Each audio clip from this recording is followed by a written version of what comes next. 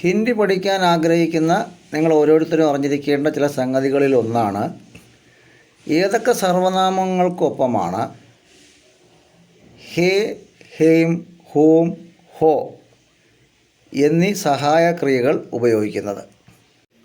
ഇതിൻ്റെ തൊട്ട് മുമ്പ് ചെയ്ത വീഡിയോയിൽ യഹ്, വഹ് എന്നീ സർവനാമങ്ങൾക്കൊപ്പം ഉപയോഗിക്കേണ്ട സഹായക്രിയയായ ഹേ ഉപയോഗിച്ച് കുറച്ച് വാക്യങ്ങൾ പഠിച്ചതാണ്.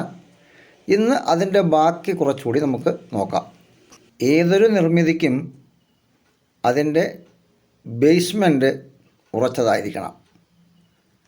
അപ്പോൾ നമ്മൾ ഇത്തരം ബേസിക്കായിട്ടുള്ള കാര്യങ്ങൾ നന്നായി പഠിച്ചു പോകുന്നതാണ് ഉചിതം. നമുക്ക് ആദ്യ ഉദാഹരണമായ ഇത് റോഡാകുന്നു, അത് റോഡാകുന്നു എന്ന വാക്യം പരിശോധിക്കാം. ഇപ്പം മലയാളത്തിൽ നിന്ന് ഹിന്ദിയിലേക്കാണ് നമുക്ക് ട്രാൻസ്ലേറ്റ് ചെയ്യേണ്ടത്. അപ്പോൾ ഇത് എന്ന വാക്കിന് ഹിന്ദിയിൽ യഹ്.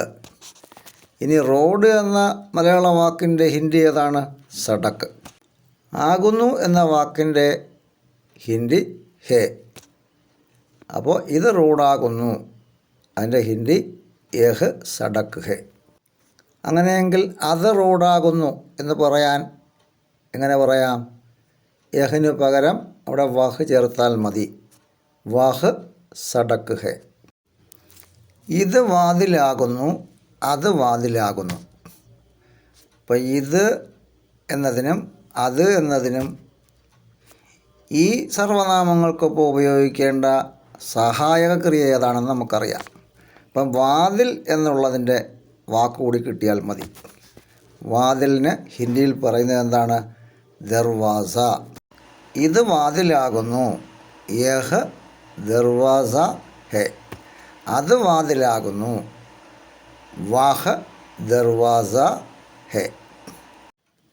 ഇത് മേശയാകുന്നു, യഹ് മേശ് ഹേ. അത് മേശയാകുന്നു, വഹ് മേശ് ഹേ.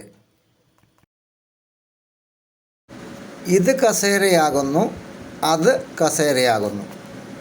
അപ്പോൾ കസേരയ്ക്ക് ഹിന്ദിയിൽ പറയുന്നത് കുർസി എന്നാണ്. അപ്പോൾ ഇത് കസേരയാകുന്നു എന്നെങ്ങനെ പറയാം?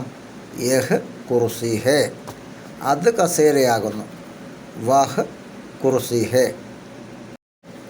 ഇത് മുറിയാകുന്നു, അത് മുറിയാകുന്നു. ഇപ്പം മുറി എന്നതിന് ഹിന്ദി കംര എന്നാണ്. കംര. ഇത് മുറിയാകുന്നു, യഹ് കംര ഹേ. അത് മുറിയാകുന്നു, വഹ് കംര ഹേ.